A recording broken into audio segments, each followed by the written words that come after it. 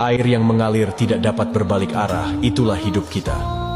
Kita tidak mungkin dapat berbalik menjadi muda lagi. Jangan suka mau menang sendiri. Jangan suka menyakiti sesama. Jangan suka mengeluh. Jangan suka mencela. Jangan suka memfitnah. Hiduplah dengan ceria. Perbanyaklah waktu untuk berkumpul dengan teman saudara dengan damai. Buanglah jauh-jauh sifat egoisme. Bertemanlah dengan apa adanya, bukan karena ada apanya. Nikmati semua canda tawa, hargai semua perbedaan. Percaya kualitas teman kita.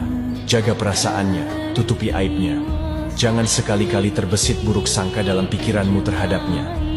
Bantu ketika dia terpeleset. Sediakan bahu ketika dia menangis. Tepuk tangan ketika dia sukses. Sebut namanya dalam doa kita. Bukan iri ketika dia dipuji orang. Bukan bahagia saat tahu dia sedih. Bukan kecewa ketika dia lebih maju. Bukan tertawa saat dia menderita.